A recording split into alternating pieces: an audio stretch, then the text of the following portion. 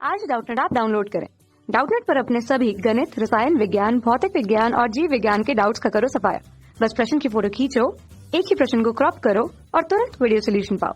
अभी डाउनलोड करें। प्रश्न निम्न यौगिक का ताप स्थायित्व का बढ़ते क्रम में व्यवस्थित कीजिए। यहाँ पर NH3, BiH3, PS3, ASH3, SbH3 है। ठीक है, अमोनिया, बिस्मिथीन, फॉस्फीन, अर्सीन, स्टीबीन। ठीक, चलिए इसको देखेंगे। तो हमें पता है ये समूह 15 के तत्व हैं, जैसे नाइट्रोजन समूह 15 की हाइड्राइड है पूरे। ठीक है, तो समूह 15 या वर्ग हम 15 बोल सकते हैं। ठीक है, तो समूह 15 में हमारे कौन कौन से होंगे? नाइट्रोजन होंगे, ठीक है, फॉस्फोरस होगा, आर्सेनिक होगा, फिर उसके बाद स्टीबीन मतलब एंटीमनी होगा, जिसको स्टीबीन बोलते हैं, SbH3 जो स्टीबीन बोलेंगे, और इसको Sb को एंटीमनी, और फिर ये बिस्मथ होगा। ठीक है, BiH3 को बिस्मथीन बोलेंगे। तो यहाँ पर इस याद करने का तरीका, नाचो प्यारे आज सभी, इस तरह से याद कर लेते हैं इसको। ठीक, समझ गए? तो देखिए हमें पता है कि जब हम ऊपर से नीचे आते हैं तो क्या होता है, तो आकार बढ़ने लगता है। क्या होता है? परमाणु का आकार बढ़ने लगता है। आकार क्यों बढ़ता है? क्योंकि कोषों की संख्या बढ़ने लगती है। ठीक है, कोषों की संख्या बढ़ने लगती है। और हमें पता है जब परमाणु का क्या होगा, आकार बढ़ जाएगा। ठीक, क्या हो जाएगा? आकार बढ़ जाएगा इस तरह से। ठीक, और जब आकार बढ़ जाएगा तो इलेक्ट्रॉन जो होंगे, ठीक है, बाहरी कोश का जो इलेक्ट्रॉन होगा और नाभिक से इलेक्ट्रॉन की क्या हो जाती है, दूरी बढ़ जाती है। और दूरी बढ़ जाएगी तो आकर्षण बल कम हो जाएगा और इलेक्ट्रॉन आसानी से निकल जाएगा। ठीक है, तो इसलिए आकर्षण बल भी कम होता है जब आकार बढ़ता है। ठीक है, तो जब आकार बढ़ेगा तो जो आकर्षण बल होगा, आकर्षण बल जो होता है वो क्या होने लगता है, वो कम होने लगता है आकार बढ़ने के साथ साथ। और विद्युत ऋणात्मकता भी क्या होगी, इसलिए कम होने लगेगी।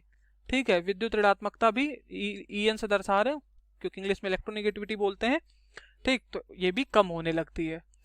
तो यहाँ पर क्या है, इनके हाइड्राइड है। हाइड्राइड इनके मतलब, हाइड्राइड का मतलब हाइड्रोजन यहाँ पर जुड़ गया, जैसे NH3, BiH3। तो देखिए यहाँ पर NH3 हो गया, फिर PS3 हो गया, ASH3 हो गया, SbH3 हो गया और BiH3 हो गया। ठीक है, तो यहाँ हाइड्राइड में देखिए क्या होगा, सबसे पहले सबसे ताप स्थायित्व को बढ़ते क्रम में लिखना है। ठीक, इनको जब हीट किया जाएगा तो सबसे पहले, बाद में कौन टूटेगा और सबसे पहले कौन टूटेगा? जिसका आकार बड़ा होगा वहां से तो हाइड्रोजन तुरंत निकल जाएगा। ठीक है, या कह सकते हैं वहां से इलेक्ट्रॉन बहुत जल्दी निकल सकता है। ठीक, और वो उसका बंध बहुत जल्दी टूट जाएगा, जैसे BiH है। ठीक, और अगर NH की बात करें, ठीक, तो NH3 में जो NH बंध है वो छोटा होगा, BiH में जो बंध होगा, बंध की लंबाई होगी ज्यादा होगा, क्योंकि आकार बड़ा है। ये केंद्रीय परमाणु जो है बिस्मथ, इसका आकार बड़ा है, तो जिसके कारण क्या है, यहाँ पर आकर्षण हाइड्रोजन से कम है, और जैसे ही इसको हीट देंगे तो ये टूट जाएगा। लेकिन इसको टूटने में टाइम लगेगा, क्योंकि विद्युत ऋणात्मकता नाइट्रोजन की अधिक है, आकर्षण बल है नाइट्रोजन के अंदर, आकार क्योंकि छोटा है। ठीक है, तो इसलिए ये थोड़ा देर में टूटेगा। समझे? तो पूछ रहा था ताप स्थायित्व के बढ़ते क्रम में व्यवस्थित करिए। तो सबसे ज्यादा स्थायित्व किसका होगा? इसका। और सबसे कम स्थायित्व BiH3 का, क्योंकि आकार बड़ा है। तो BiH3 सबसे कम स्थायित्व है, उससे ज्यादा स्थायित्व SbH3 का, उससे ज्यादा है ASH3 का।